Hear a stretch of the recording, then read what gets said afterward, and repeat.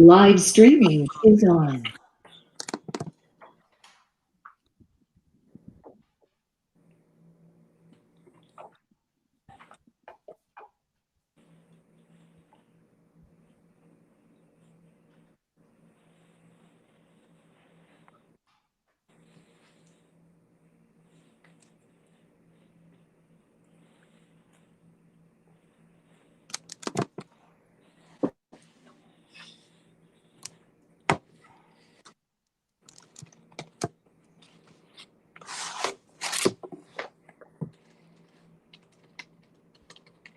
Which was simple, right?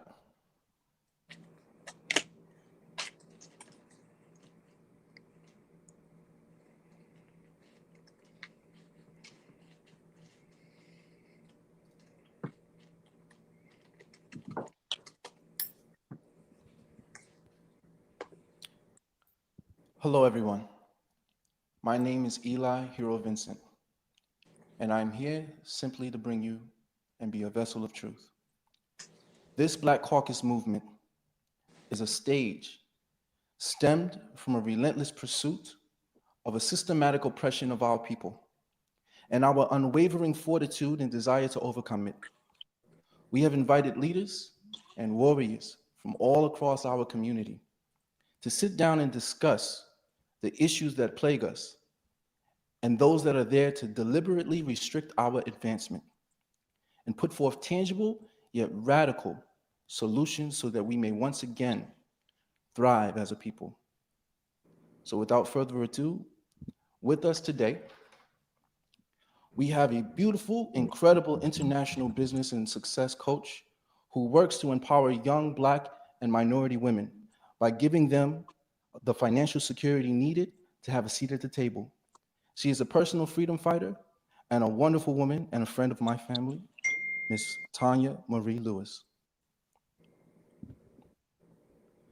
Also, it is a great honor and with great privilege, I sit here and have the opportunity to introduce a young, powerful Black woman who has worked hard as a journalist to give voice to the voices that were not heard, to communities that are afflicted by police brutality and other ailments that are there to restrict us and keep us down, including myself. She now works with RT America, and her name is Ashley Banks. Thank you, Ashley. Thank you. It is also with great honor that I can introduce a powerful Black brother who works in media as a producer, giving another voice, a different type of voice, rather sound, to the Black community by producing all genres of music and having a platform for them to share it with the rest of us. It is with great honor I can introduce the 83rd. Thank you, brother. And last but definitely not least, I am grateful and gracious to be able to introduce a young, powerful Black man who walks and is led by God. He works to build bridges and to eradicate and rebuke the evil and the ignorance and the willful ignorance of communities looking to oppress us as well. Again, it is my honor and my privilege to introduce Minister Pierre Hopkins Smith. Thank you all for joining me today. We have a little feedback, so we're going to close off the feedback. There we go. So I'd like to begin our discussion. We have a lot of people joining us, and I'd like to begin this discussion by introducing some of you. We're going to start with you, Ashley, and talk about, you are currently in Minnesota at the protest. Is that right? That is correct, yes. Awesome. I want to I'm know. actually monitoring the situation right now. Your monitor, is something going on right now? Nothing too crazy just yet, but I am waiting. But go ahead, I'm sorry, you were speaking. Awesome. Well, Ashley, you've been going around to a bunch of different protests throughout your career. I know this because I've been at a few of them, and you've interviewed me a few times as well. Right now, we have seen something that we haven't seen before as far as protest goes when it comes to police brutality and shooting of unarmed Black men. What do you feel is different at this moment while you sit in Minnesota observing the things that are happening there?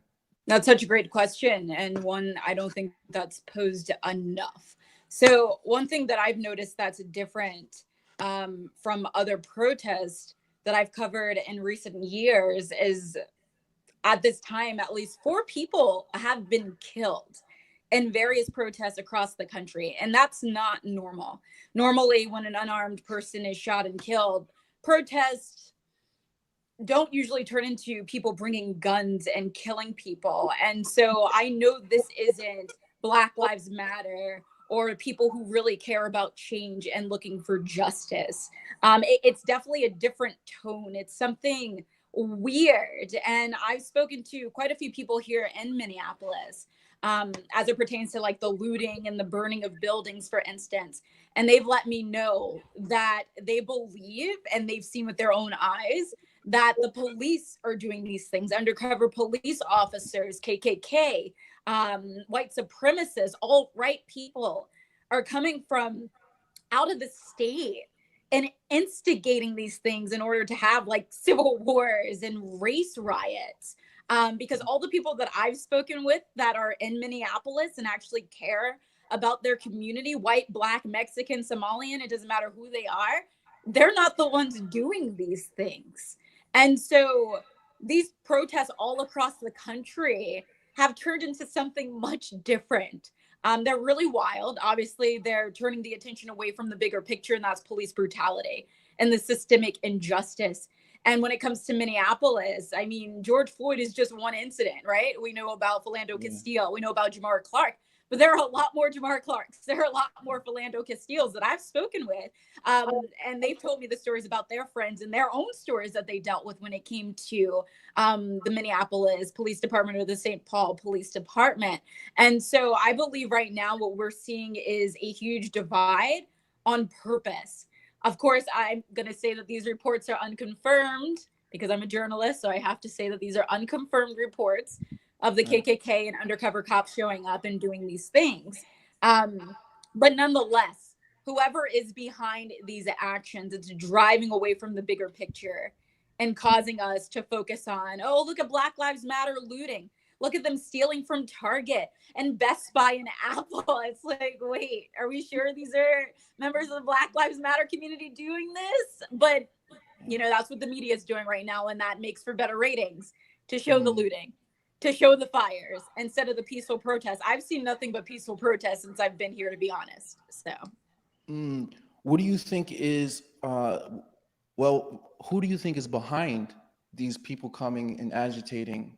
Because it seems like it's more, I do have questions myself. I didn't have this information that you brought to me just now. So this is kind of incredible, but I've had some skepticism about some of the stories that I've seen. Like the truck that was driving on the highway into the crowd of people, but the roads were supposedly closed and blocked off. They so were. How did the truck get there? Exactly. Would be a question that I had. So who do you think is behind introducing these agitators to these movements and these protests? That's a great question. At this time, I have no idea, but I'm going to try to find out while I'm here. But I do know that the police commissioner in Minneapolis went on CNN and stated that he's allowing his cops to go undercover and attend these protests in order to remove the instigators, which I find to be very sketchy. I'm very skeptical of the police department. I'm skeptical really of any political figure that goes out there and speaks. But to me, that's really sketchy. And the people that I've spoken with, which I believe to be credible, are some of the ones who have seen with their own eyes undercover officers looting, undercover officers starting fires. And I know a couple of journalists, local journalists here, that have been completely censored and stopped from spreading information, for example, on social media. And all they're doing is filming what's taking place. They're not adding their opinion. They're not creating deep fakes. They're literally just filming what's taking place, but the information is being censored.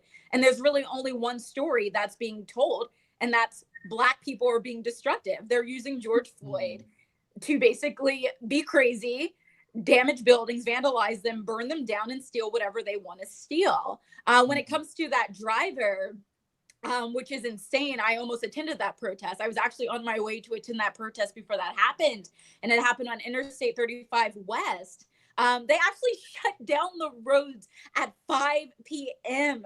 Hero, listen, the day before, they shut down the roads at 7, right? They were like, we're shutting down that major highways at 7. A curfew is going to go in place at 8. Okay, whatever. You let people know way in advance. But then yesterday, some people didn't even get the alert, but the people who did get the alert that the highways were going to be closed, they got the alert 2 minutes before 5 p.m. that the highways were going to shut down.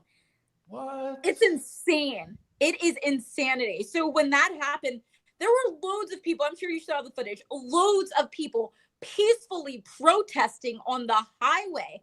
And this guy just comes barreling through. Luckily, everyone was alert and paying attention, and they're like, we got to get the heck out of the way. So nobody was injured or anything like that. But the people dragged the man out of the trailer. Some people say they believe the demonstrators were going to kill the man. I wasn't there. I don't know. But I did see video as soon as people dragged the man out of the trailer, police got out of their cars and they started basically tear gassing people.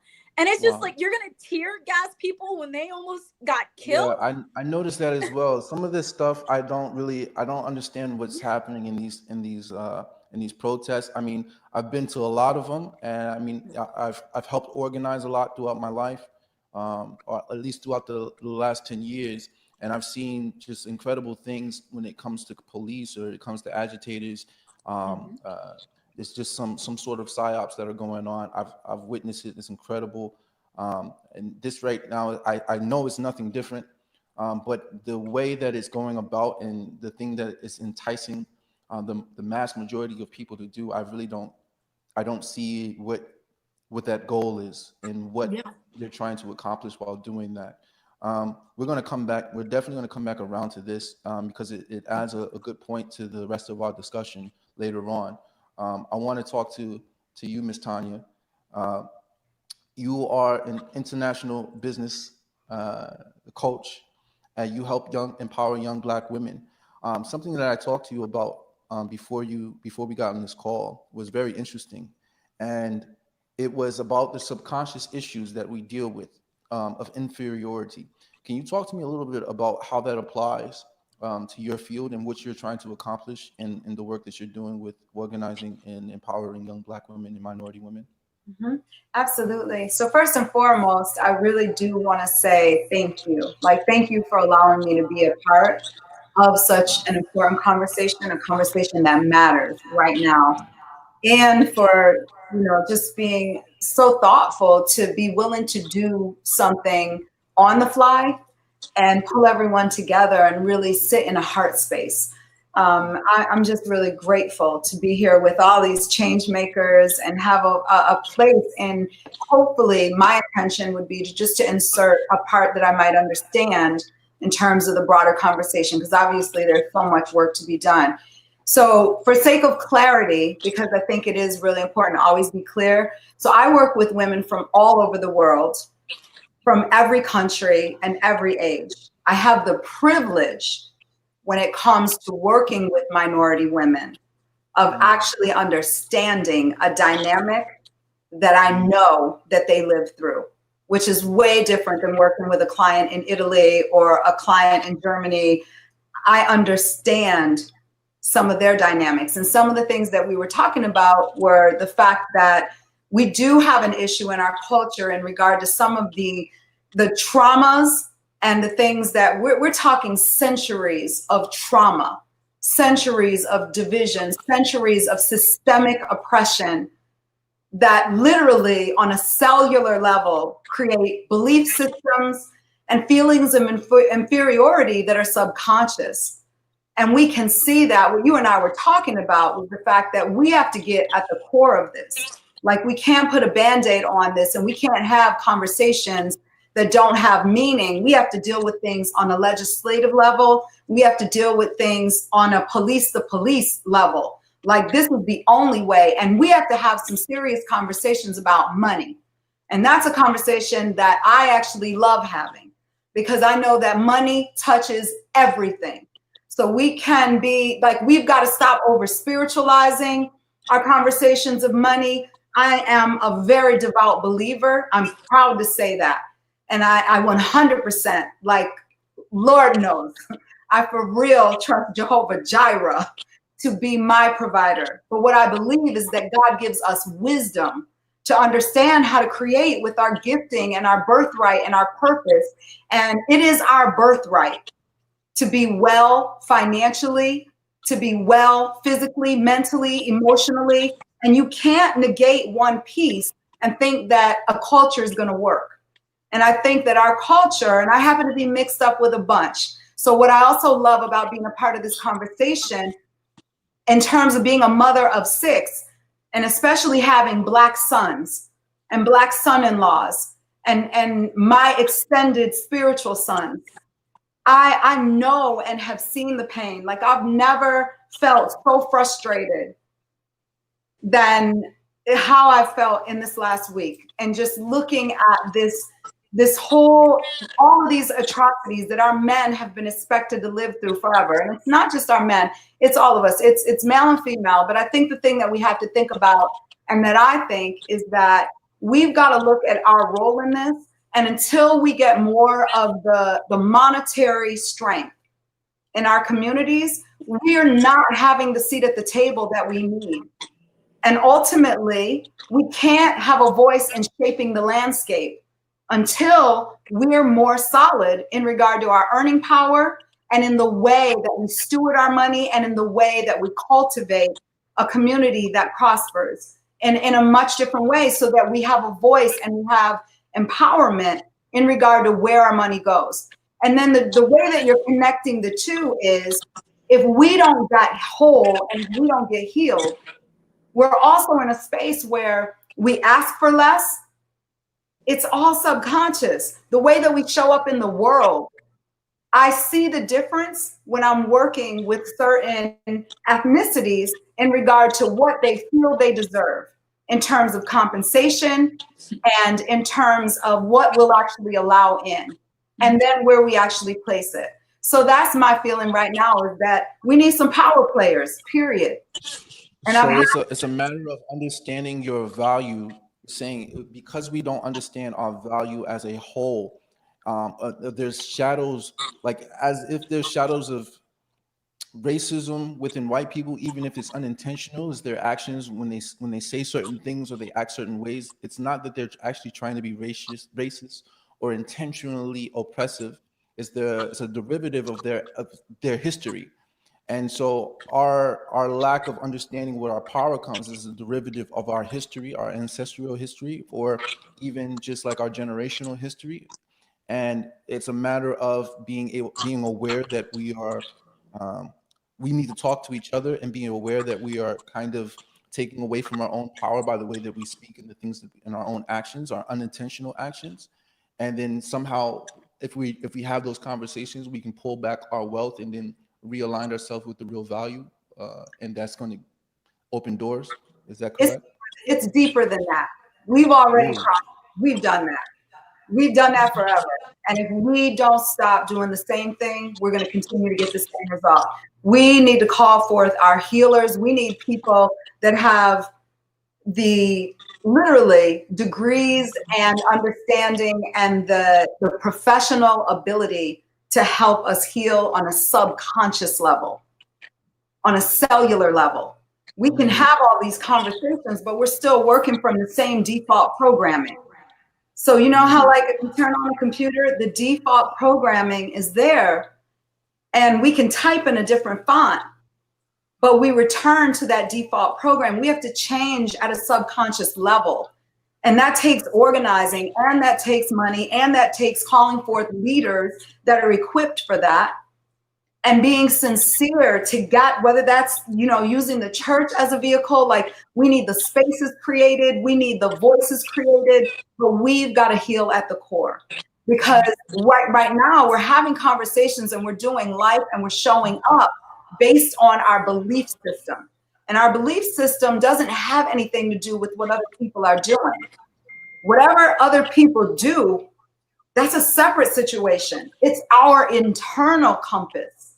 And that's how we decide what we do. That's how we make money. That's how we do relationships. That's how we do health. That's how we do conflict. That's how we do anger, frustration when we feel oppressed. And that's why we're not organizing at higher levels. This conversation isn't a new one. This conversation was done before I got here, and I'm 50 now. So we're needed. Don't look like it. Thank you. We got to get to the core. And that's why I know it's about changing belief systems. So we need a different kind of healing, Sean. We need a different kind of conversation. And then we talk about money, mental health, well-being, because you're looking at approaching every situation in our way of being. Our current way of being, we have a portion of people, like we've got this gorgeous panel today, and you've got people that can have a conversation consciously.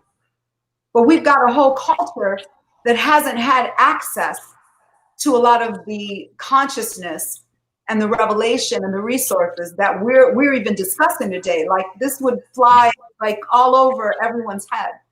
So yeah, well, and my goal, my ambition is to bring it down so that we can have an understanding of what we're trying to get at, because a lot of it, you're right, it goes over people's head. Even if I try to touch slightly on, even with people who talk politics, they talk Trump this, Trump that, Trump this, Trump that, and don't quite understand that Trump is not the issue.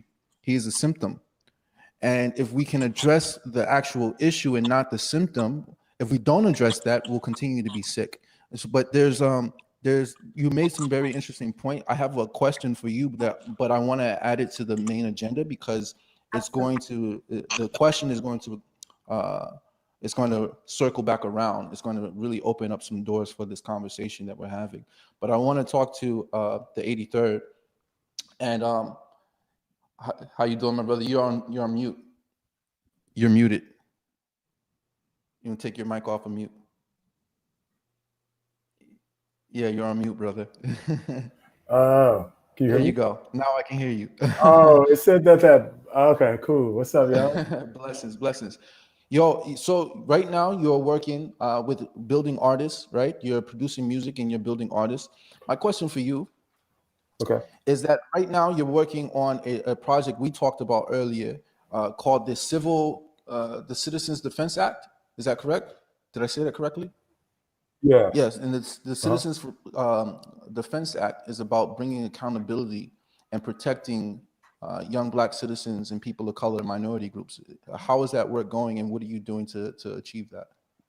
Well, first of all, just to know, I work with a lot of different artists and creatives in the community. I don't build artists or anything like that. They're already more than enough. I just do my best to help where I can. Nice. But when it comes to that, I just believe we as people, Black people, we need to come together behind unified action and be really specific about what we want and how we want to get there. I've been going to rallies and everyone's saying FTP. Yeah, we understand, fuck the police.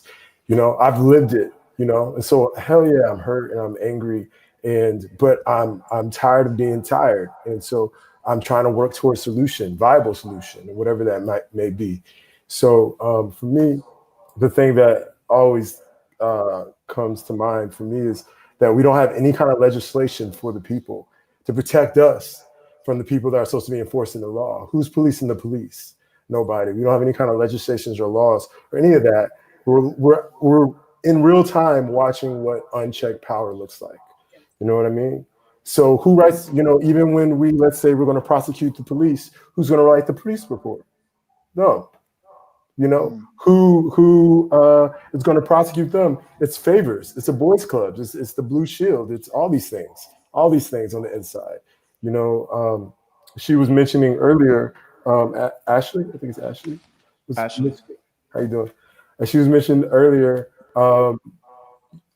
it's all the inside game from the KKK, to different representative parties, Aryan Brotherhood, Marines, all the, from in different civil services. There's so many ties and so many relationships and so much power that's being held in the 1%, and they control the narrative. That's why it started Sermon 3. So people of color and people who've been systemically oppressed, whether queer or punks and the lower class, well, not lower class, but people that just might not have as much fiscal money, can have representation on our terms, and we can tell our story.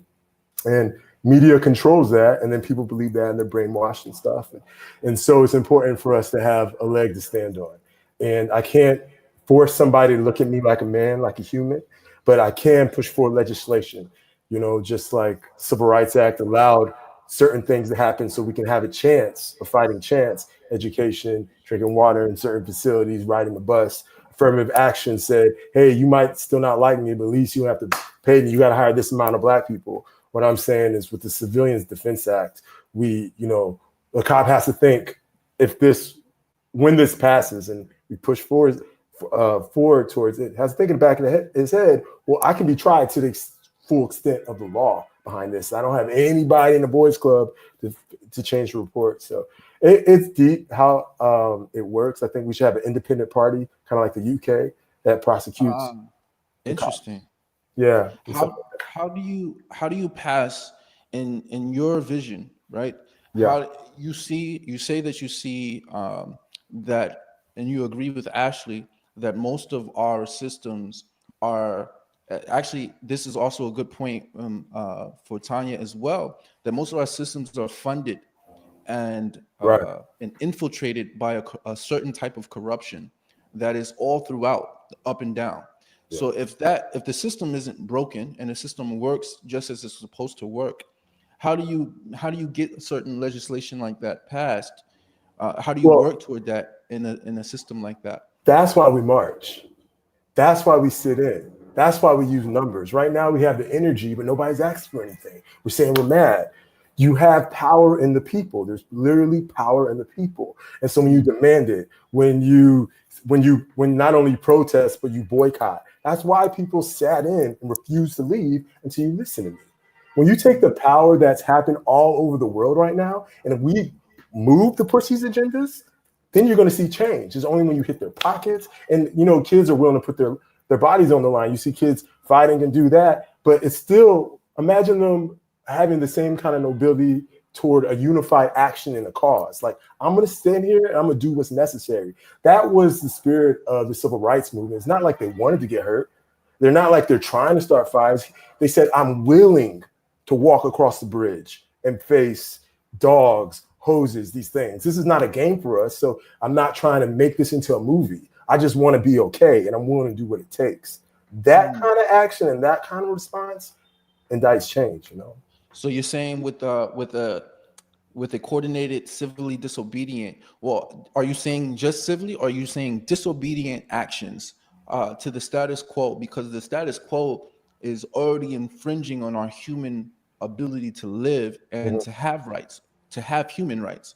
So our first step is to take this action of being civilly disobedient, and then that if we can coordinate a massive civilly disobedient actions, then that is the work that we should be doing to push toward getting accountability when it comes to the things and the atrocities set forth against us. Yeah, there was with the civil rights movement, you know, you had different churches. It started in a church, and you had people that came on from all kind of walks of life, but they were central behind what they were specifically trying to pass. I think that we have to move past the people's faith, their sexual identity, orientation. You got to put all that to the side if you don't agree, and say we are all people, specifically people here for Black people, for the liberation of Black people. And we need to move Black Lives Matter. All these BCM, this new things have to come together under one kind of goal. You know, you have a lot of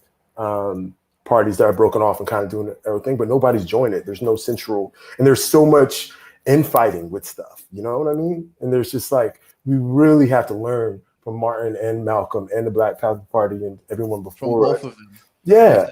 Both of their ideologies and put it together and find a new. It's like there's a whole slew of individuals and intellects and academics throughout history that are put forth some sort of structure for us to kind of learn from. Right. But instead of saying that this one person or this one way of trying to accomplish this goal is the only way, that's not accurate.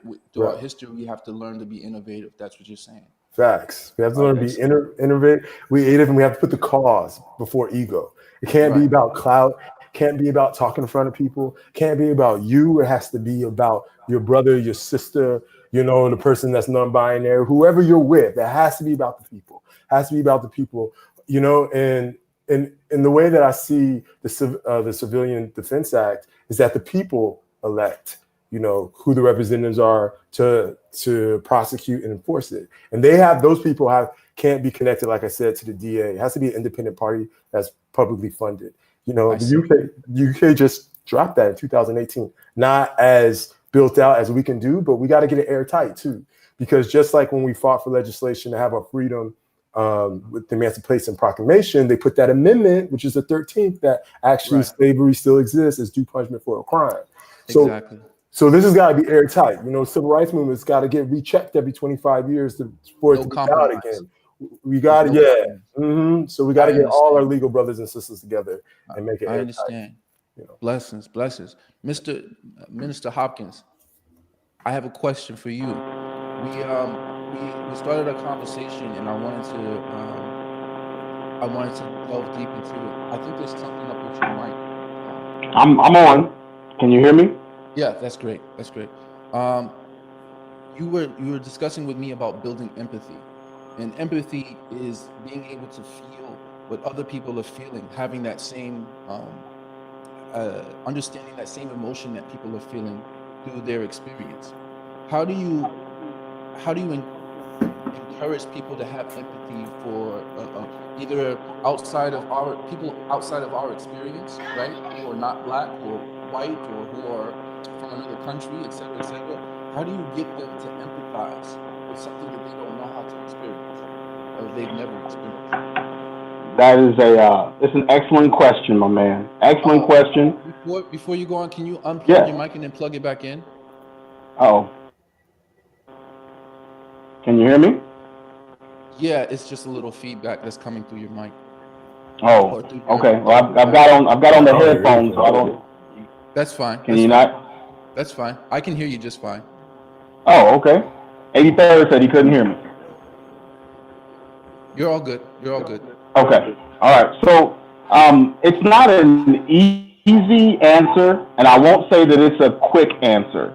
And the reason why I say that is that my personal position, Hero, is that God has put in place my wife and I in a very, very unique situation, and our growing together, man, has been a phenomenal journey.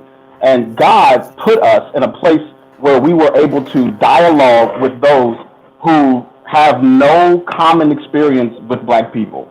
And it's not an easy thing when you try to build empathy, because we have to be willing to sit at a table and have the strong dialogue and strong conversations. And each person's life has to be interconnected in order for that empathy to happen. And I told you this morning that when we talked, that I was having a conversation with a pastor friend of mine, a white pastor friend of mine, and he was letting me know how this whole situation was, causing feelings in him and where he stood with that. He says, but this is what he said to me. He said, if it was you, man, he was like, if it was you, because I know you and because I'm connected to you, he was like, man, I'd be there in no time flat, man, trying to figure out what's going on, and me and that police officer and things of that nature. And I get that. I understand that, because he and I have a commonality. We've learned each other. We've broken bread together. And so he has that. But building that empathy with someone who you haven't had that with, that's a little bit more difficult. But we have to be willing to see it. I gave an example like this. I said, just say that there was a healing plant that if you applied it appropriately, it would bring healing to a people. But if you put the plant in your church, in your office, in your room, and you looked at it and you grew it, doesn't mean that it's applying any healing. It's just in the room. What if it's necessary for us to actually apply pressure and begin to crush that plant and to work out what is healing on the inside? And it requires us to put in the work necessary to bring the healing out on what hurts. And I said, and that is what requires from me as a black man and anyone who is not, that we have to both work at crushing this plant to apply the appropriate healing. But it's dialogue.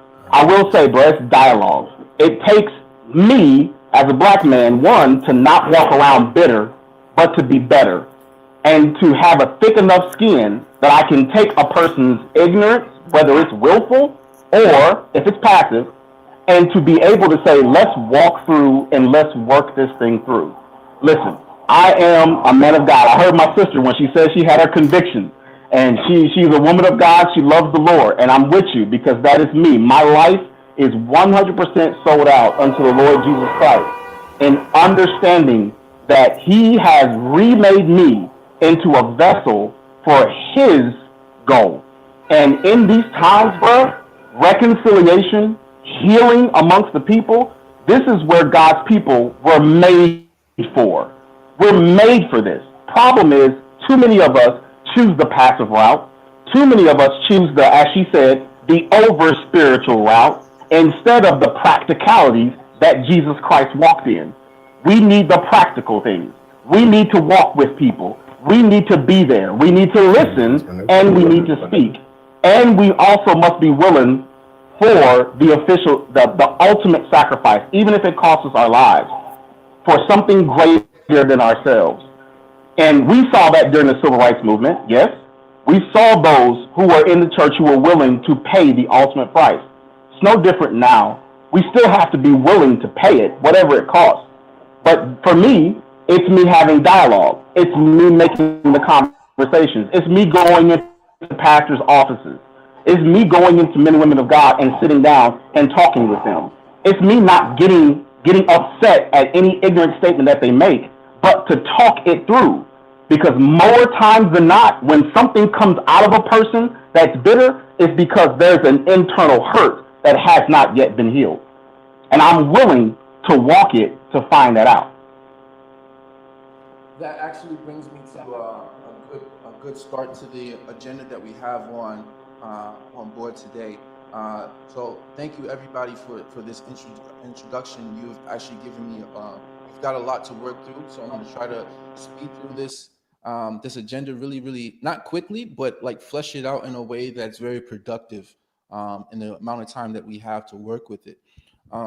So first up on our agenda, I want to talk about the first. It's kind of places on the first question that I posed to Ashley, and that was, why does this time feel different?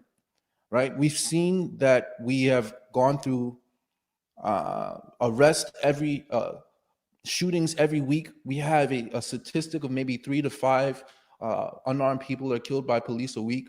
So it's not something that we are unaccustomed to seeing and unaccustomed to feeling. But at this moment, I don't know whether it's because we've sat at home for so long, we've disconnected each other from feeling and touching and being able to really have a vulnerable intimacy, a physical intimacy with each other, and be able to touch you and say, I'm here with you, hug you and kiss you and say that I'm here with you and that I love you. We don't have those interactions right now. We're feeding it as best we can through the screen. But is there a collection? Why do you guys feel, all of you, I pose this to all of you, why do you guys feel that this time in particular is different and all this rage and all of this anger has come out? Now, Ashley had brought up the point that there is a lot of agitation from outside forces that is sieving and enticing this anger to come out to the surface. But talking to family members, they also feel this anger and this pain and this hurt, and myself included.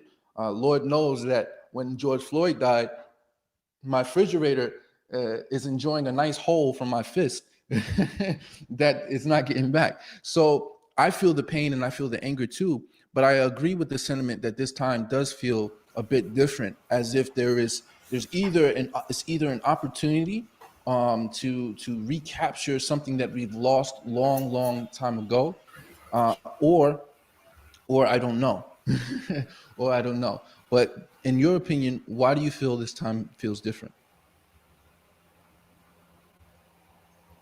We can start with you, Minister Hopkins.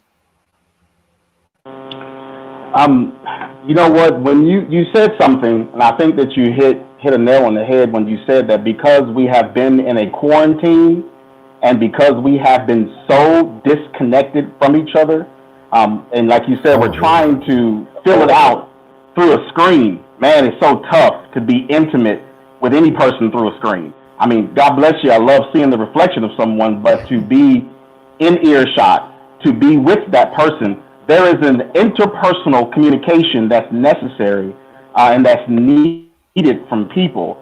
And when we've gone so long without it, I think that there's a reverberation, man, that's being felt when an atrocity like what happened with George Floyd, when it happens, bro, we feel it different. It's almost like when you are in a swimming pool and everyone is in the swimming pool and moving, you can't really feel it when somebody does a belly flop.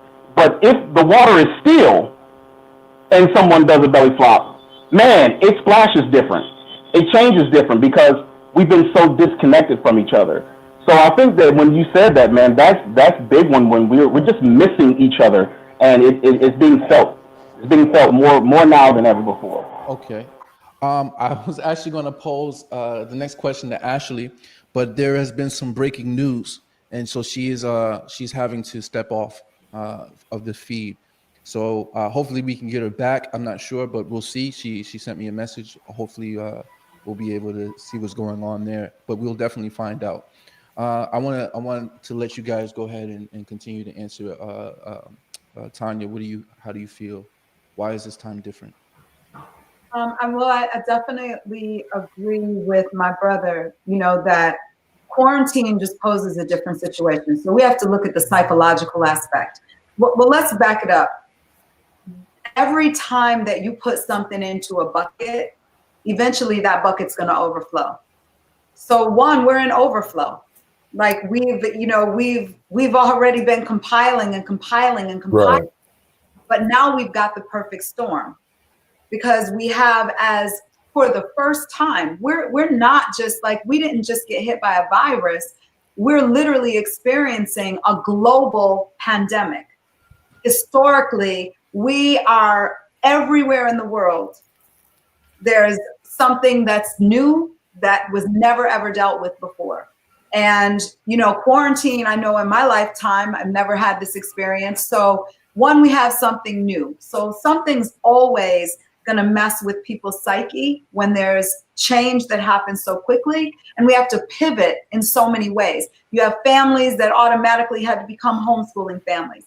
Like I homeschooled my kids for 19 years as an entrepreneur, so there are a lot of things that I'm used to doing in the house or having a home base. But there are other people who lost their jobs, now had to become, instant homeschool teachers, and then on top of that, we've got to factor in like global energetic grief and loss.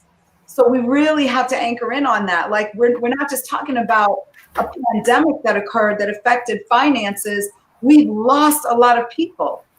And the average person, without being equipped with how to deal with grief, just as Minister Hopkins was saying, how do we deal with not being able to touch one another and gather and grieve and love each other and have empathy? We're naturally tribal people. Like we thrive in community. We're meant to be together. We're meant to touch. That's how we actually stay well. And so now we're dealing with some of the most horrendous things on top of people who are already financially frustrated. People are afraid.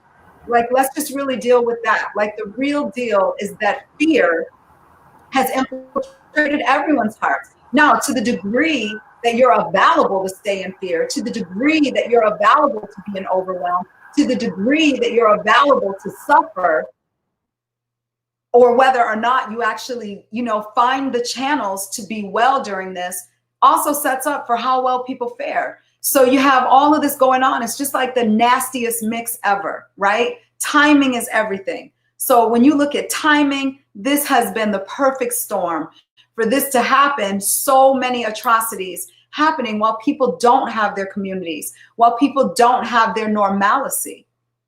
And if you think about it, they use isolation as a punishment.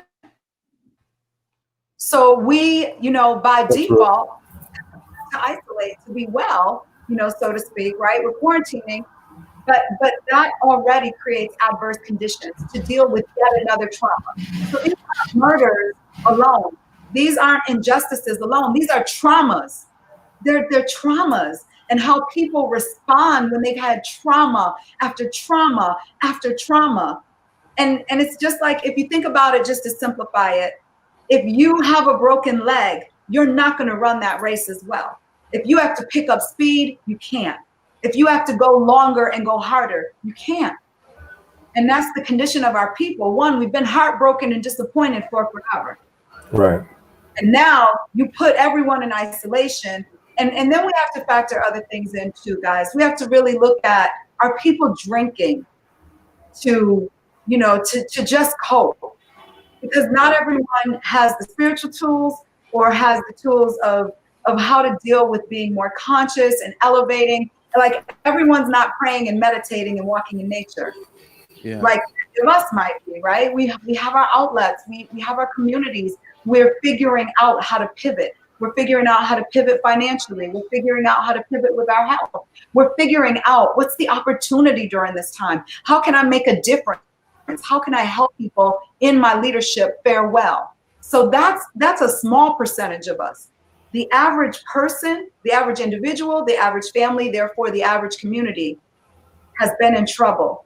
And then we have trauma after trauma after trauma happening. And people just don't know how to deal with that pain.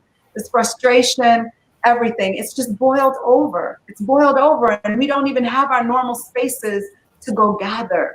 So it's heartbreaking when you really think about it. There's Yeah. an interesting video going viral right now, and I found it interesting, and it's with three black men, 146, 31, and 16. And the 31-year-old, the one in the middle, he's yelling at the 46-year-old. I guess he was destroying something in the 40s.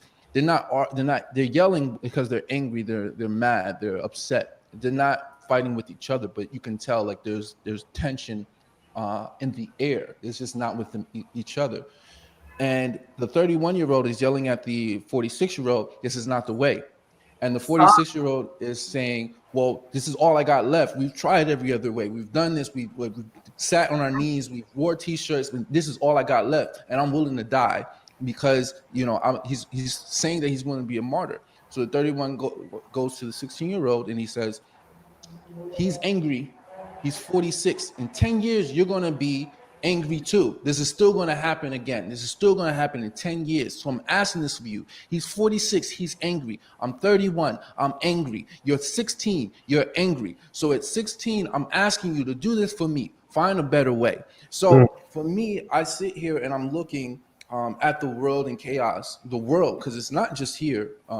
It's everywhere. There's this massive oppression. I was watching it happen throughout last year. Protests in Chile, Algeria, Libya, all over the world. There's these uprisings happening in Hong Kong and just all over. And it seems like, we get to a boiling point. Is there a need? Is there a need for, I don't want to say violence, but is there a need for some sort of aggression to be happen so that we can have an opportunity to gather attention and gather each other with our anger? When I fight, I try to center my anger. I try to center all the things and all the atrocities that I've been faced with in my life, and I channel it. I'm blessed because I have martial arts to be able to discipline my mind and center my actions. And when I get in the ring, I say, nobody has the right to beat me because they ain't seen what I seen. You know what I'm saying? Right. So is there a need for this aggression to be had? But there's also in that need for that aggression to be had, there's a need for us to be able to show the disciplined way of centering that so that we can aggressively attack whatever is there to take our heads. I'll pose it to you. I'll let you start, the 83rd. Two things. Yes. I want to say this time is all it is highlighting what America is already built on. So the veins of America are showing itself and we have time to watch.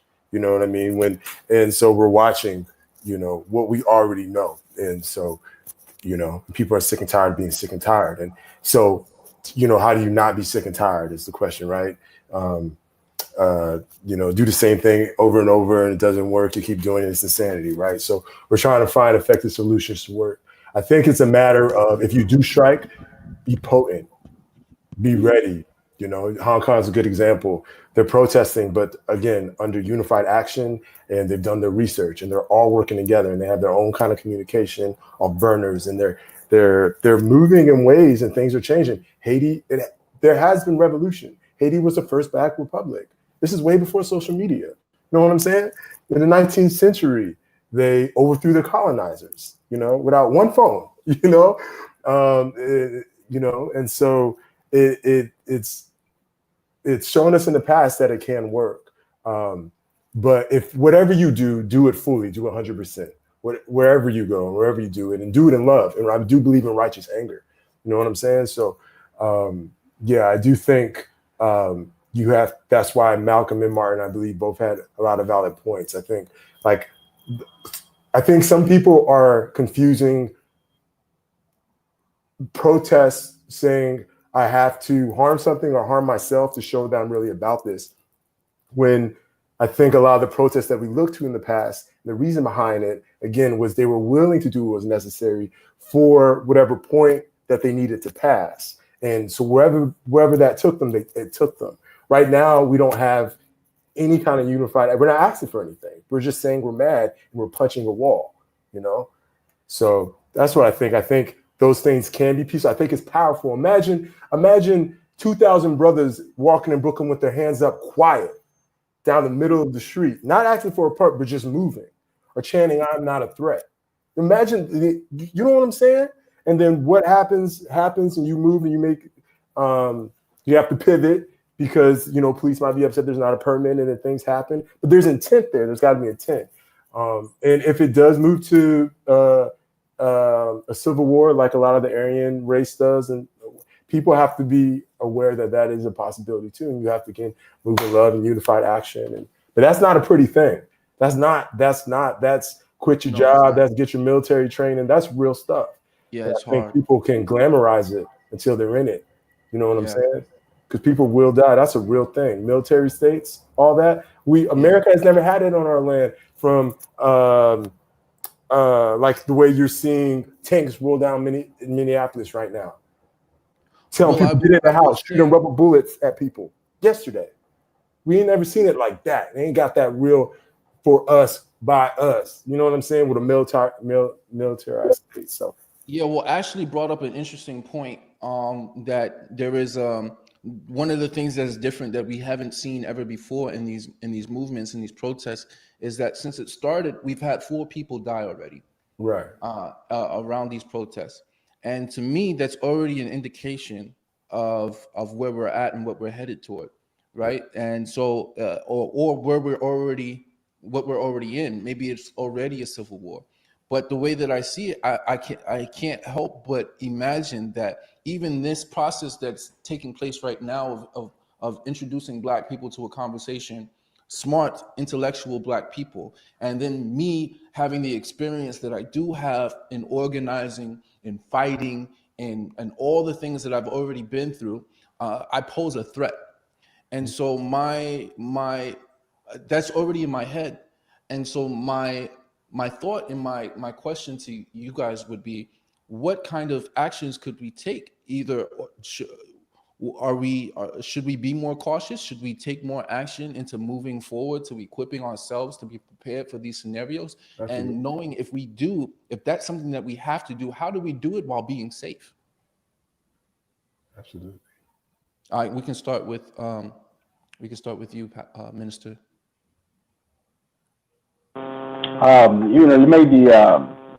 made the point in the question you posed about the action, the anger, what can a person do? And you said you have the honing of that anger because of your martial arts, and I don't have martial arts, brother. I couldn't, I tried that one day and they told me I had to be experiences, because of what I had been through with my father, my stepfather, my community, having to even deal with racism, very active, very in front of my face. I've had to deal with the KKK. I've had to deal with skinheads. I mean, I've had to deal with the racist people, young and old. I've had to deal with these things firsthand. And I remember how bitter it made me because I didn't feel like I deserved it. So I toted pistols. I threatened people's lives. I had no problem with dumping at somebody and blasting at somebody. It didn't matter to me at that time.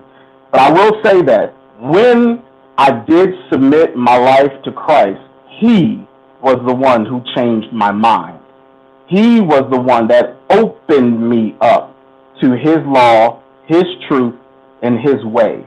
And with that, God gave me peace that passes understanding. He gave me a peace and an ability to see with better eyes. And now I understand the scripture when it says, be angry, but sin not. Because anger is an emotion, and everyone is entitled to that emotion based off of what you've been through or what happens to you. You are allowed to be angry. What you choose to do with it, it reverberates, man, and it produces fruit. We have to always be careful, and we have to always think about how our actions not just affect us, but affects doing the linear look at it as how it affects to the left and to the right, but also when it looks at generationally how it affects my children.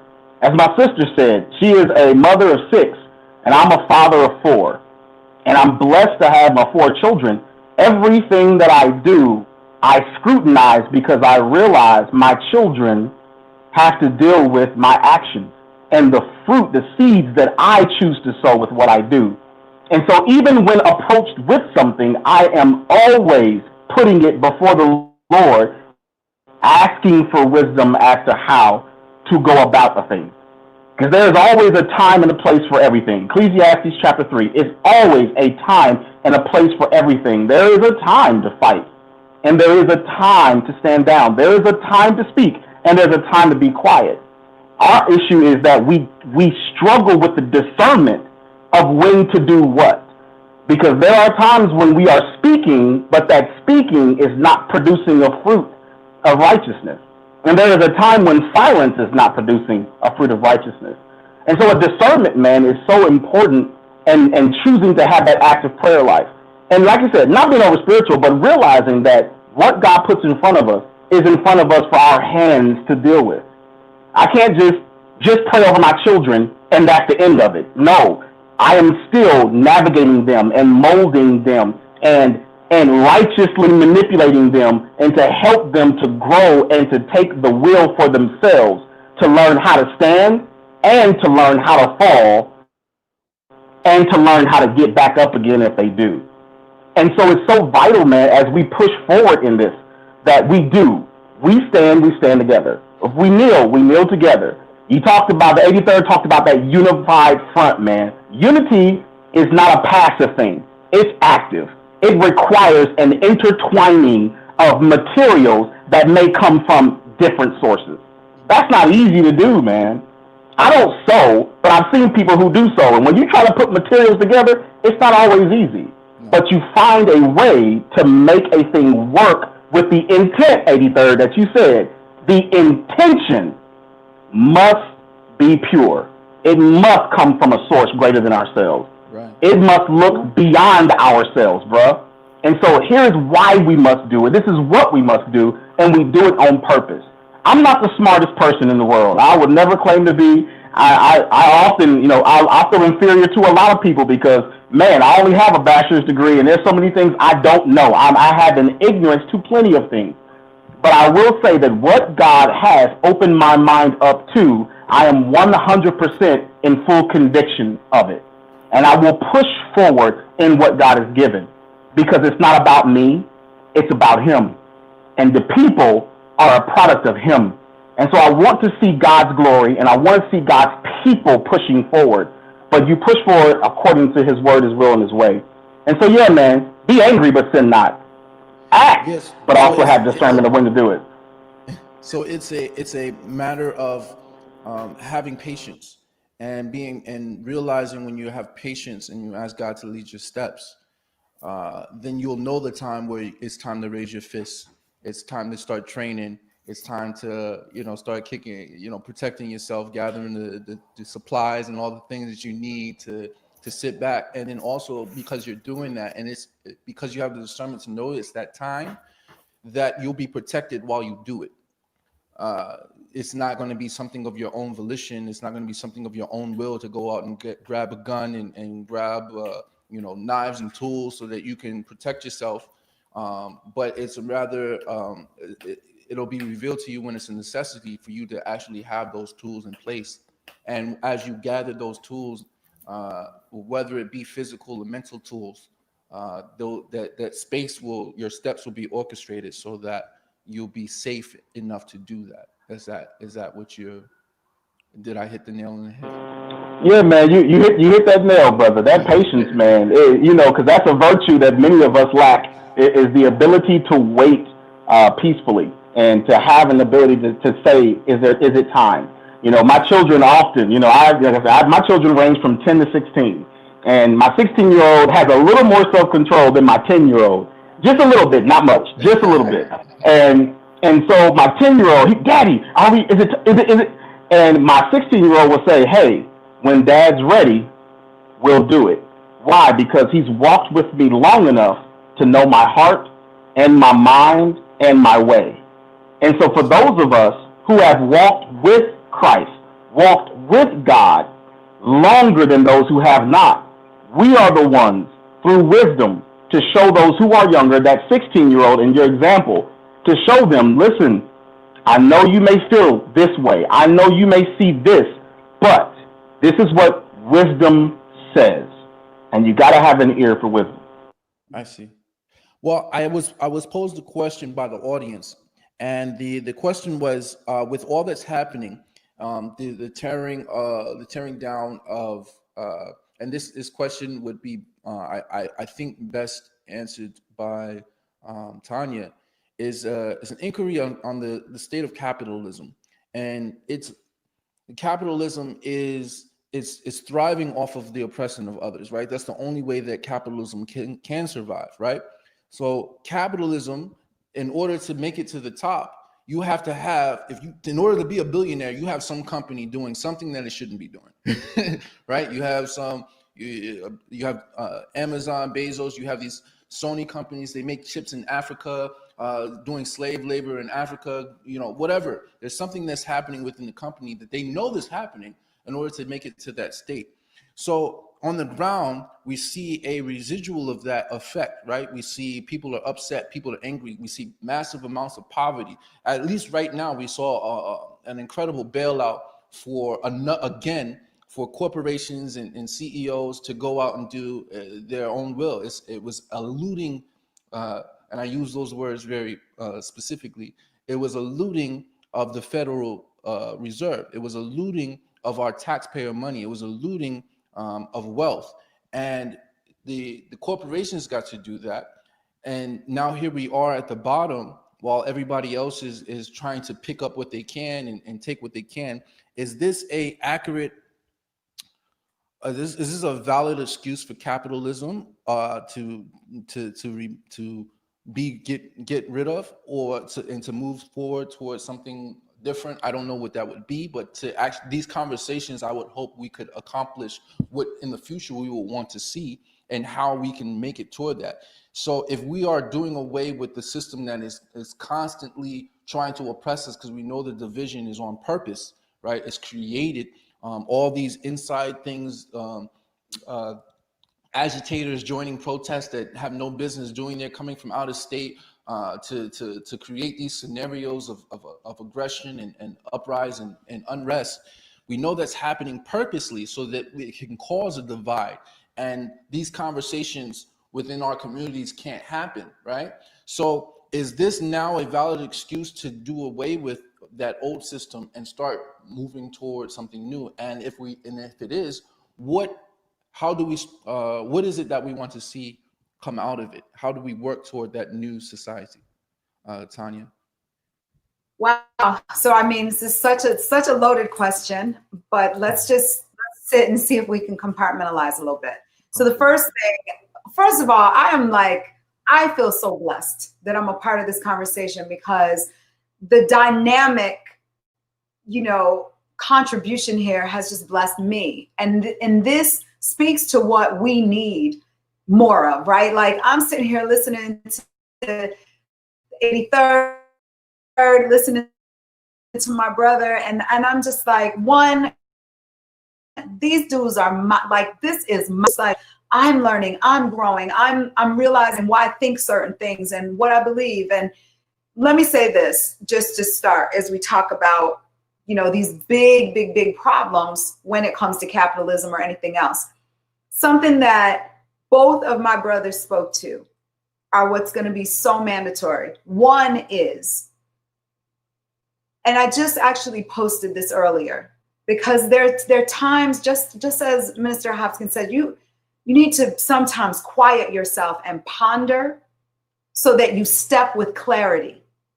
And it is about knowing what your next move is going to be. One, letting God guide you, I believe. Like we're in such a critical time in life. We should know by now that we genuinely, in and of ourselves, will not have the product or the result that we really genuinely desire.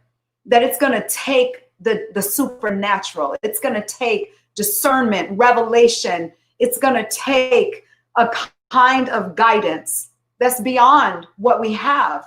And that's available to us. That's available. That kind of wisdom is available. It's available, one, because of how we're created. And it's available, two, because we commune with God. So I do think, just from a personal belief system, that we have to be asking those questions. We have to quiet ourselves to get the guidance. And then we have to focus. And we have to organize, and we have to strategize and step with clarity. We can't go anywhere if we know what our biggest intention is.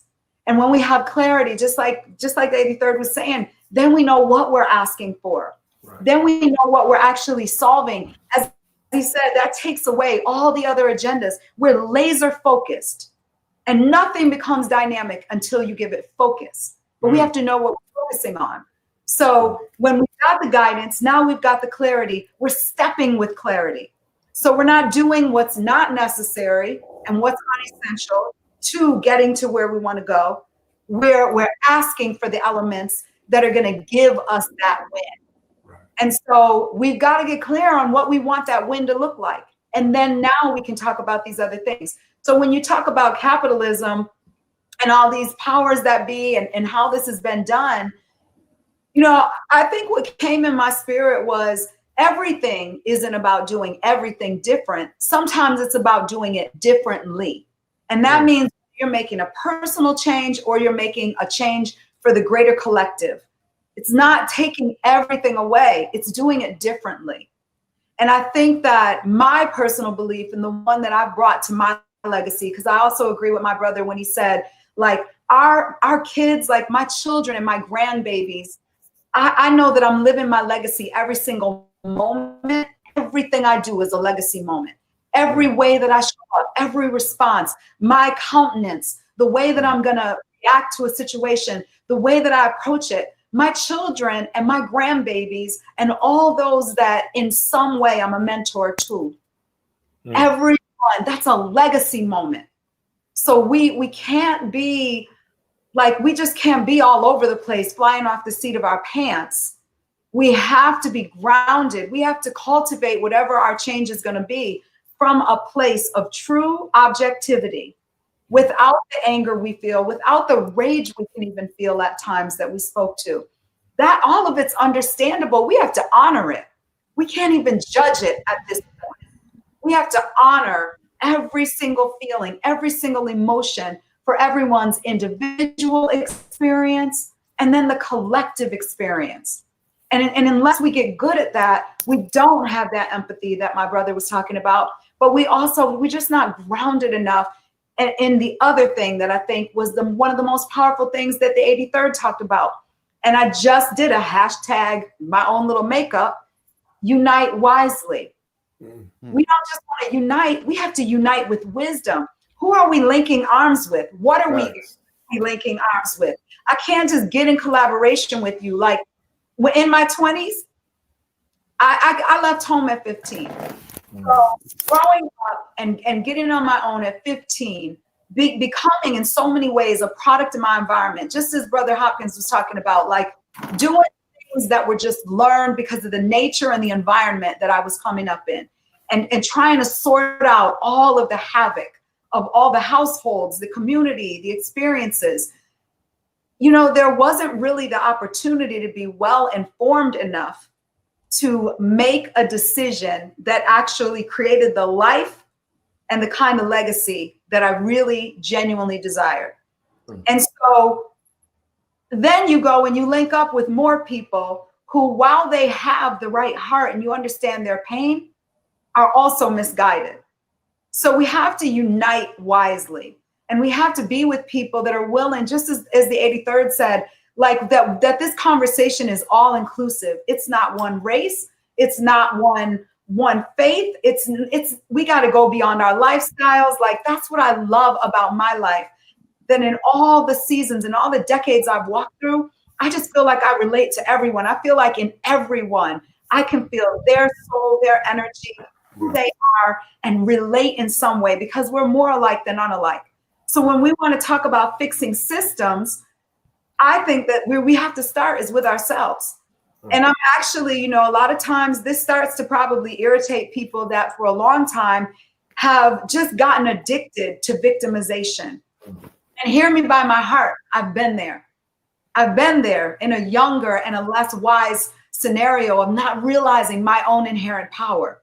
When I didn't know my power and I didn't understand that I could cultivate anything first in my mind, that I have the blood of ancestors who already did what needed to be done to empower where I'm going, that I have divinity, that I am divinity, that I'm sacredly endowed with all of God's power and wisdom. Like, when I didn't understand that, I felt disempowered. I felt like I didn't have the kind of access that other people had.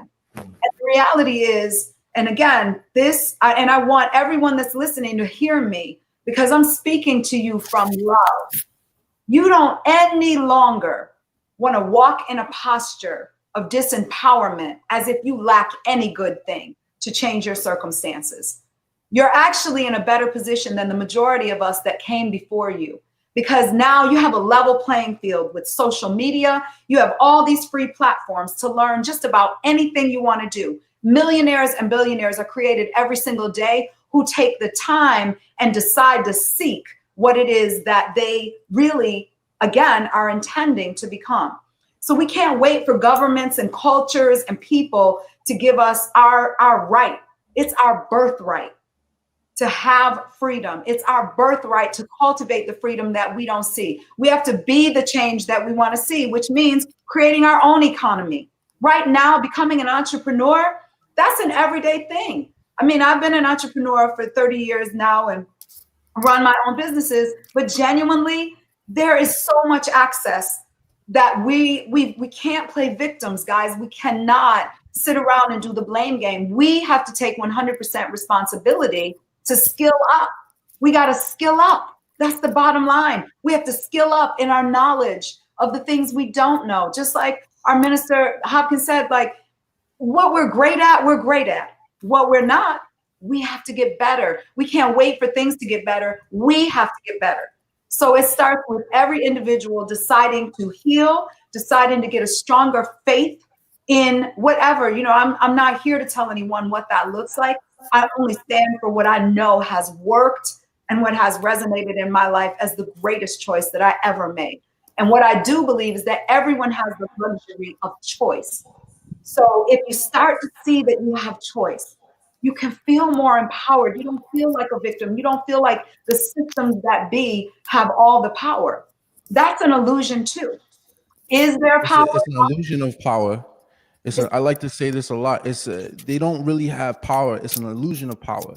And when you believe that illusion, that you giving away your power. So when you believe that they they can't take it from you, then it won't be done. They have no power over you. Even if they take you and lock you up and throw you in jail, that doesn't mean they have power over you, because those are external things that you can't control in the first place. But the things that you can control is your mental fortitude and your spiritual fortitude and your physical fortitude. And as long as you equip yourself to build those things up, no matter what's on the outside or the external, it cannot break you down, because you've already become equipped and prepared to deal with it. So that means your power is there and it can't be taken from you. I want to know, you said something interesting about unite wisely, and it touches on a good point. I mean, we are organizing all these different protests in all around the country, and I've partaken in protests, I've organized protests, I've organized rallies, I've done this for years. One of the things that I know that happens is a lot of times these organizations and these protests, they become the actual thing that's trying to utilize to incite change, instead of being a tool for the things that are happening in the background, right? So the protest should be utilized as a tool to bring voice to the issue, not to change or the actual action that makes anything actually happen. So how do we unite wisely? What should we create to unite wisely in this time of organizing these different and what does that look like? I'll pose that question to you, 83rd. What does that look I don't like? understand the question. You have lost me. Huh? What's the question? I don't. How in this time of organizing rallies and protests, a lot of it is operating autonomously, right? So people are just kind of showing up and doing their thing. How do we create a structure? What does it look like to create a structure of uniting wisely? And how can we make that happen? If I was to say, all right, tomorrow I want to organize, I want to unite us as people wisely. What does that look like, and how do I put resources to I it? think it has to come first from the Black community. The pulse of it has to come from the Black community, and what I mean by that is that allies are important, and that it's great that they're helping where they can and stuff like that, But the central brain of it, what are we demanding as a people? There's power in us demanding what's rightfully ours, and us connecting the dots. You know what I'm saying? And being the ones in leadership there, saying the things that are necessary, holding hands and doing that, and then the things around that can pad and come with. So we've got to come together. What that looks like, I think it has a lot of things that are off the grid. I think we got to do our homework behind the scenes. Again, we have to rally behind what exactly we're demanding for first, and connect the dots behind the scenes. So a lot of activists, we're going to have to be talking, phone numbers, looking over the agenda, making sure we're on the same page, and then announcing it to our circle of influence. You know what I mean? And then people from there can figure out how and where they fit in. But these things could be powerful. We could be doing a protest. Imagine the same inline protests in multiple cities across the nation at the same time. Imagine at 12 p.m. everybody stopping and walking. Well, I'm at a point where I'd rather not imagine anymore and start making it happen. Yeah, right. But you got to hope first. You got to see it, and then you got to do right. Yeah. So I wanna orchestrate our these, and for henceforth on. This has been a very powerful conversation, and I appreciate everybody coming through, and I think that our viewers do appreciate it as well, having these conversations. And I first want to say that anybody who's watching, who's looking to get connected to any of these people on the panel, you can also email or direct message our platforms, and we will get you connected to all of these powerful individuals, so that you can increase your life and find your direction in which you want to go. There's a question out here which it actually pertains to what I just said, is do we know who we are and why we are here? For me, I do know who I am. And if I could answer this question, I would say for the people who are watching, we do know who we are. We are people who are meant to be in service to each other. And if we act in service of each other, then you will find that your life has meaning. You have purpose, right? We are always seeking for purpose. We are always seeking for understanding of why we wake up in the morning. It's simple. You live in service to others. You find out what you're good at, what you're passionate about, what you love, what you're good to do, what you're talented at, and then you utilize it to be in service of others. And I guarantee there is nobody on this earth who ever lived in service for somebody else doing what they loved and said, I hate my life, or I don't know what the meaning of my life is. You feel fulfilled every day as you wake up in the morning because you're doing what you love, and you're doing it in service to making somebody else's life better as well, to inspire them to do so. So with that said, I say I agree with everything that you said, 83rd. What kind of steps should we take next in order to make that happen? Well, I'm drafting a doc now. I have a Google Drive. I'm doing the research behind what that looks like. I think. How do we get involved with you on that? You can email me at the 83rd. That's THE, the number 8, the number 3, RD at sermon3recordings.com. Sermon like message, number 3. Recordings with the S.com. I'm also everywhere at the 83rd Twitters, and my socials are at Sermon3. DM me if you want. But yeah, we need people that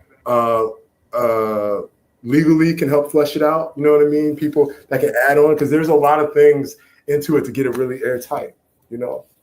I see. Just go from there. So that's your next step. That's what you need. You need legal resources so that you can flesh out this document, the citizen.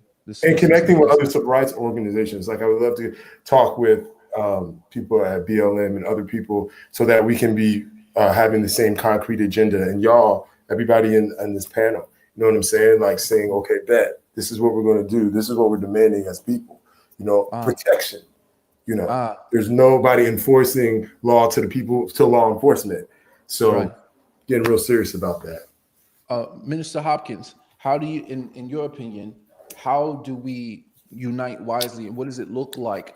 What action should be taken to make this unity happen so that we can come together as a more powerful structure and put forth, whether it be legislation like the Citizens Defense Act, put forth our own kind of document that separates us from a system that looks to oppress in the first place? Because we know that we've done this many times before throughout history, and yet here we are today having this conversation. So what does that look like to you, and what action should be taken next? Oh man, that's a loaded question. I wish I had the certain kind of platforms that other people do have. I don't necessarily have a platform. What I can do is I can say it like this: if the body is made up of multiple parts that all have a purpose, there are some of us who are made to be hands, to reach and to grab. There are some of us who are made to be feet. We're made to put things into movement.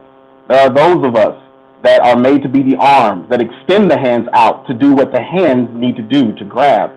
And then there are some of us that work on the inside, that allow the outside to do what the outside does.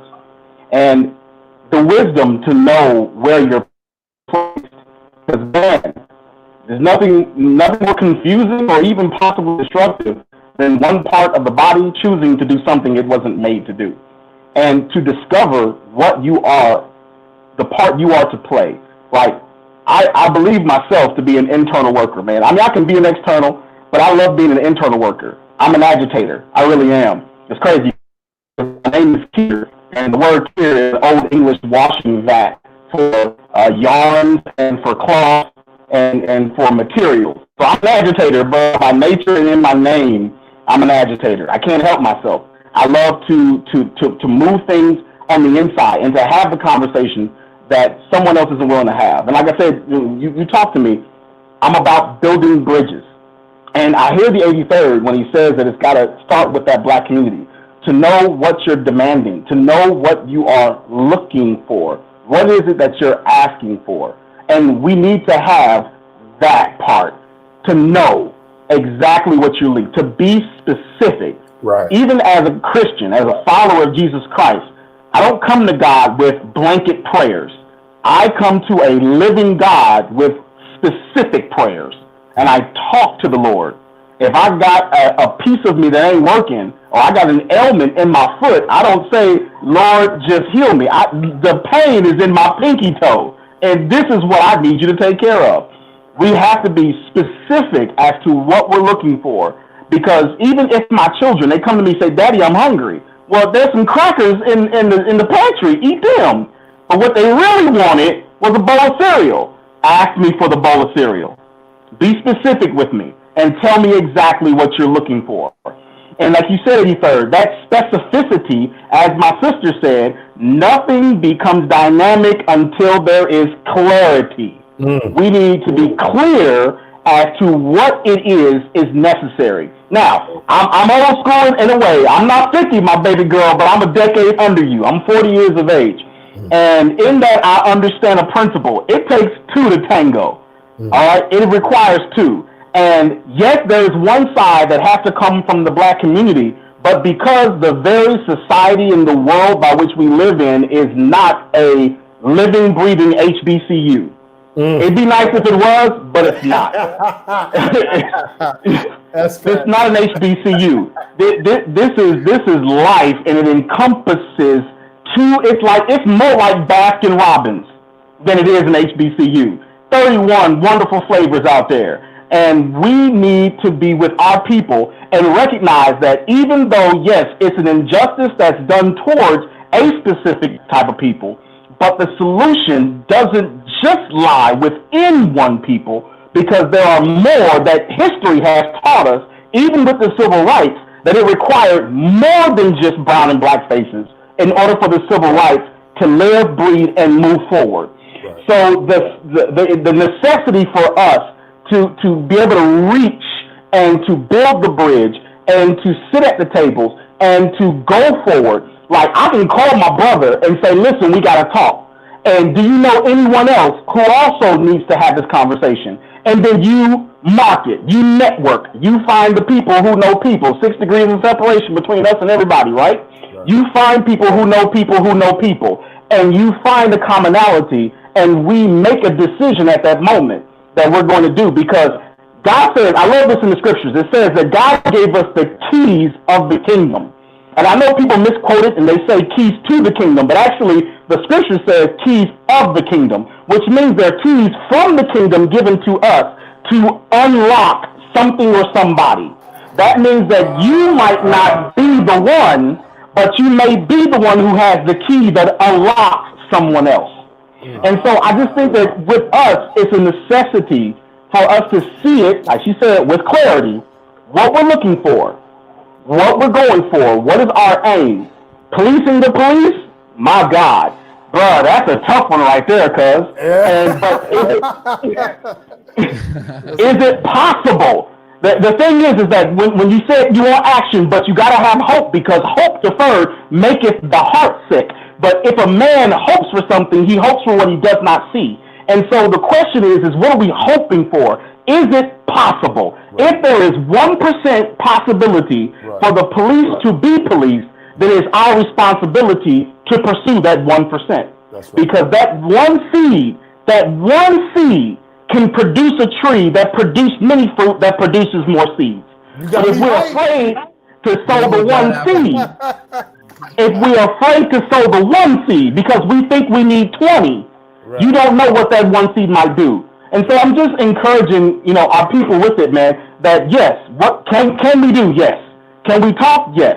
But it's about forward progression, and we keep going forward, and we keep calling. You made this call, we make another call. And we call until there's no one left to call. Martin Luther King sat around the table with many great pastors, but he didn't just stay there. He went to the White House, and he sat with the president. And he talked with those who have the ability to do, and you become an adjutant until something happens. I'm done preaching. I'm off my soapbox. Hey. Blessings, y'all. I can't state enough how powerful your words are and have been in a time where we're all seeking understanding of what's going on around us. Where should we go? Where should we turn to? Who should we ask? Who should we talk to? I feel like I want to be able to provide a platform for people to come and pose those questions and hopefully get an answer that they've been looking for. Like Tanya said, I have no place and no right to tell anybody what they should believe or what they should go, but I do know what has worked for me.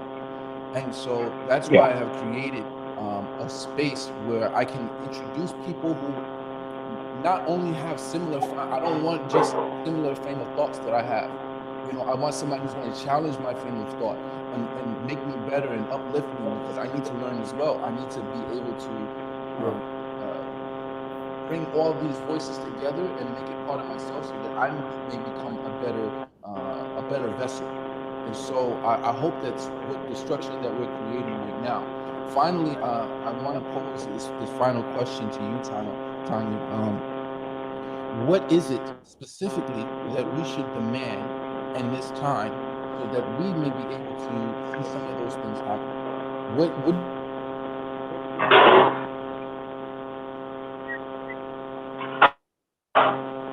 I'm sorry, not what we should ask for, but what we or what we can ask for, but what we should ask for. What specifically should that be?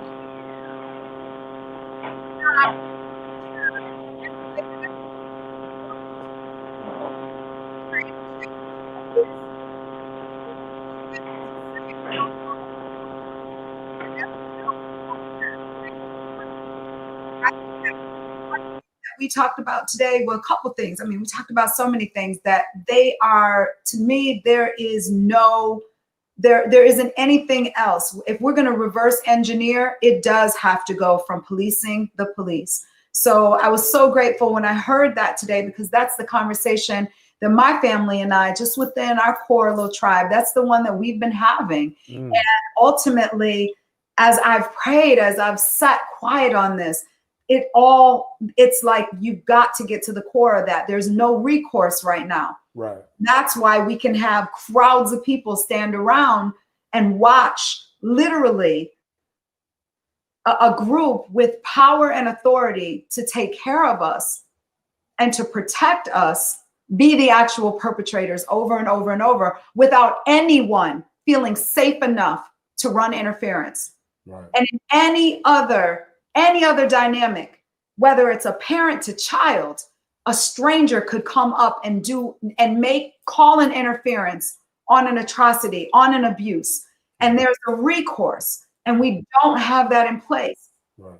And so ultimately, that's one piece that I do feel solid on. There's a lot that I could say just in a humility that I think all of us need to have, is that I just don't know. I just don't know everything. I don't understand all of this. And I think the more that we say that, we actually position ourselves to receive that. Just as both of my brothers and you, Sean, what we've said is that the people and the players that have the answers, as we open up for dialogue, like even people that are in obscurity right now, those that we don't even know what we're going to be called to. I didn't know I'd be here today. I had a whole other plan for my night in terms of entrepreneurial stuff and stuff with my family and other things. And, then I received the call for one of my favorites on earth. The reality, I'm saying yes. And I'm just saying, yes, I'll be a part of the solution. If we're not a part of the solution, then we are a part of the problem. So all I think we have to have right now is a willing heart, is one that says, God, I don't even know what to do in this situation. I see people hurting. I see atrocities. I see powerful people doing things that it feels like we have no recourse for. And this has been such a long-standing systemic issue.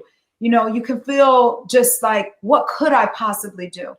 And I think that what's important now is not to be presumptuous of who has those answers. That trip us up, because a lot of the groups that were out there first. Personally, I feel like the millennials, that you all, the younger generations, I do feel a powerful, like I am so blessed. I'm constantly sitting at the feet of young people, because there's so much wisdom that you all have acquired in for whatever reason God has positioned you to understand certain dynamics and to have a degree of voicing those things. But there has to be wisdom and there has to be composure so that people actually listen. Because that's what sometimes goes a little sideways, is that sometimes the composure and the way to cultivate that hasn't come together.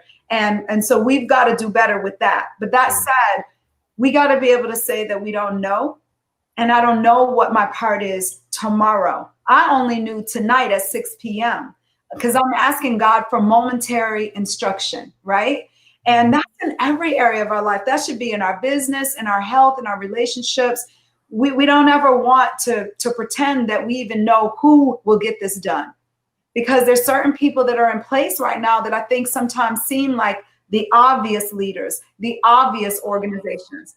But what I've seen about God is when things like this go down, and we've never been here before. We've never been in the middle of a pandemic and now all these atrocities, and there's an overflow and an outrage and a whole other trauma and situation, right?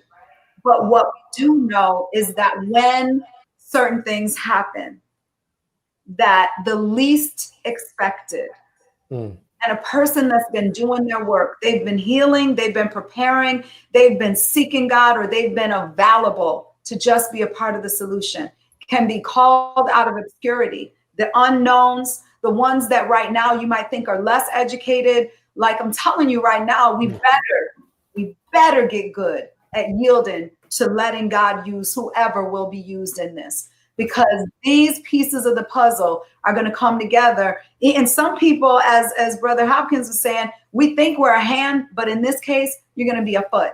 Because as for me, like, I'm just like, all right, God, whatever. I don't know what I'll be called to. I don't know if it's going to be in my prayer closet some days, and if in another, it might be standing out, marching, or doing whatever it is, or giving, sowing seed, right? Paying for the legal things that we need to get taken care of, because we've got a lot of that to handle too. And that's why it starts with just really opening our hearts to ask, and in the moment. Because what I believe and what I do know well in this life is that we don't always get 5 steps out. We don't always get that clarity. We have to be clear on the mission. And then from there, we reverse engineer. So if we're talking tonight about policing the police, or we're talking tonight about changing some of the legislation, then we, just from the little bit of wisdom that we have, and then this beautiful conversation that's been had tonight, we know a few things that need to happen. We know that money touches everything, and we're going to need some money. And that's also just to be free. That's also to have the luxury of time, so that if you work, if you're called to participate in a different level, and you're called to put time into a cause, then financial freedom gives us, that buys us choice to do that too, so that you can still pay your bills and be an active participant. So we have to use wisdom. We have to use discernment for who's called to what, when, and how, because there's still an entire background that has to continue moving, right? To continue mobilizing. Like, I'm clear that as an entrepreneur, I have to keep building my business so that I have the freedom of choice to say, I can serve and I can give my time for a couple hours, because home is taken care of. And these things are taken care of. And my health is taken care of. So now I can show up fully, wholly. And everyone has to be thinking about that. So we've got to get really, really good as individuals. And then we just have to open our hearts. And then we have to remember that we're love. And we've got to come from a place of love. Love first and foremost now for ourselves, because that has not been honored and it's not going to get honored. So we're going to have to cultivate it in the sense of doing the work that needs to be done to protect ourselves. And we've had a conversation about how said, this is the one thing. This is the one way. There are many things. So it's just about being available right now. And then the thing that I was going to say is, when we're really sensitive to the ear of God, T.D. Jakes was talking about this yesterday, and I just love it. It was all on divine downloads. And one of the things that I pray over myself, and that I'm praying over our world, and that I always pray over my children, is that when we go to sleep, that God will minister to us. And that when we wake up, that he'll download divinely the answers, the solutions, the steps. and that when we wake up, we know them. We know just what to do. And even if it's just one small thing, because small details make up the big picture. Right. So just the one call that you make to your legislation. It's the one petition you sign. It's the one conversation that you have with someone that's different than you. It's the one time that you just hear God saying, you know, just listen to them. Don't judge them for their lack of understanding or their lack of maybe something that, you know, like we've just got to be good at the one thing. And then the next step opens up. So that's what I think this needs to be about. It's just like that old, I don't even remember who it was, you guys, but one of those movies, like what are those, the Raiders of the Lost Ark? And it was one of those where he steps out. Remember, he's on the edge and he's got to get to the other side. And there's no bridge there. And literally it was faith of just taking the step. So that was the last crusade. Well, yes. He knows his Indiana Jones. Don't test him. It's going to be a pop quiz over here. Pop culture. Tonight, Brother Hoskins, 500 over there, 83rd. What you got? So, You know what he's been doing in quarantine. right? So anyway, but you remember that scene where he had to step off, and it's just the one step. It's the first step, and we've done it tonight, Sean. And I just thank you for actually cultivating this, for facilitating this conversation, for the divine plan to have been that you felt led to just spearhead this with who you felt were the right people. If we keep doing it that way, not being presumptuous, not taking ourselves out of the game, not overthinking this and being sensitive and heartfelt and humble, then we'll do little things. And even if we miss the mark, because we will sometimes, we won't be so far out that we can't let God tweak it for us, that we can't allow the unfolding to be rectified. And so I think that this is just about having the willingness and trust that we better not think that we know how to do it all, and not be talking so loud and making noise and not making a difference. Because that's what I want for my generations. Like my heart, I wept this week just thinking about my grandsons, like thinking about my babies. Like it's not just my sons and all of my, like we're all one global family. And that's what I think is beautiful about this. And I'll say this just lastly, as you move on to what's next, is that right now, we have to look at everything from a place of asking, what is this here to teach us? What is this here to teach me? What's the opportunity here? This isn't happening all against us. It is happening for us. And ultimately, right now, what we're clear on is it's for systemic change. Like so much has to happen sometimes to where we come awake, like we're really awake. And now it's like saying, like, you got our attention. I know I'm not doing what I would have been doing tonight because you know what? You got my attention. I've cried about things. I've talked about things. I've done what I know to do to make a difference and to create something different. But ultimately, now we're in the course of a new battle. And that's just it. And that's all. And we are well equipped with the Spirit of God to win battles the right way.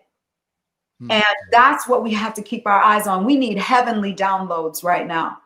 And if we'll sensitize and we'll get our intuition to a place that it's in the right space so that we can hear. We need to hear in the Spirit right now. We have to see in the Spirit. We have to walk in a way that we're so circumspect that we're not getting ahead on things either. And we've got to reel in. We got to be willing also to not be liked and to not be loved by everyone, to say what's really true. And so we got to pull some coats right now too. And I will, say that just for all of my brothers and sisters, like, I know you're hurting, but you want to step with clarity and you want to step in an empowered way. And you've got to become more empowered and more of yourself in the most beautiful way so that you can promote a healthy rectification of this. Because otherwise we're going to have unnecessary bloodshed, unnecessary incarceration, And we're tearing our communities down in that way. We know that we might have to pay some prices. I'm praying to God to have the strength to pay whatever I'm called to pay. So what that looks like, and what that might look like for one of my children, or what it looks like already with the controversial conversations that they're having, to hold people accountable, to see people for what they really are instead of what we want them to be, and to honor that process entirely. But I think that we've got to be smart, and we get to play a better game. We get to be better. We get to do it different than what some of it has just been done recently, because some of these dynamics, you know, we're really just, we're sabotaging ourselves. This is the plan, and this is the whole reason why I've put this together, is so that we have a better way, and we can discuss these ways, that we can build something that's bigger and more secure than we've had within our lifetimes. We have family who talks. I have family who's working in politics, who talk politics all the time, and it's just the same old thing. It's the same old story. And if I was to look outside today, I would ask them, what is different than the last 50 years? What is different today than has been different in the last 50 years by going through those avenues? And I would say nothing. We're still out here on the streets. We're still getting lynched. We're still getting killed. And so isn't it time to start thinking of a better way? And this is the platform that I hope to provide, figuring out this better way. And with that, I want to say thank you to all of you who have joined this stream. I want to thank everybody who has helped me organize this so quickly. Everybody, you don't really understand. I don't show emotion very well, and I don't communicate very well because of all the things that I've seen. But I've seen a lot, and that doesn't mean that I'm because I can't show the emotion, doesn't mean that it's not there of how appreciative I truly am. It's just something that's hard for me to deliver, but I can definitely say it. I've seen a lot of crap, and I felt a lot of pain. And for the people who have come together to put this together, I am more than grateful. I'm more than gracious to all of you who have helped me organize, who have provided your voices, and who have provided your ideas to make sure that we can invite and elevate and create a better future for all of us. So I'm truly appreciative, and I thank you all. There is a few lessons that we have learned. I have wrote down out of this. Policing the police is a good one, and I hope that we can discuss further of how we create a program of sorts where we can police the police. It won't be simply just like going out and holding cameras. We have to actually come up with a system where we can allocate resources to, and then create a structure where we can mobilize these resources so that the police can be held accountable to every action that they do on a daily basis, and not just when the camera is out, but even when we don't have one or the ability to be there. So I appreciate all of you for joining me today, and there will be more. We should have more conversations. This has been a 2-hour talk, and we are, all of us here today, this is the Black Caucus movement, and we look to bring the truth and find a better way so that we can do more than survive, so that we can thrive. The Black Caucus movement, you can join us on Patreon. Our Patreon is, you can take our email, is thebcm20@gmail.com. You can follow us there. Follow us on YouTube. Check out our YouTube streams. Also on 8Ball TV. 8Ball TV. We really appreciate all the platforms that have allowed us to do this today and in the future. We thank you. If you would like to donate to the NYC rent strike as well, you can go to nycrentstrike.com. We are also organizing for that. We will have more on that as well. There's so many thank you, so many shout outs I want to get to, but this has been a long talk, and it's been a very fleshed out and positive and progressive and productive talk. And I really think that we should go and meditate on it and pray on it and figure out all the things that we can do and how to allocate those resources right now. So thank you again. Thank you, thank you, thank you. I can't say it enough. God bless you, and have a blessed and safe homestay. Bye, guys. Blessings, my man. Blessings, blessings.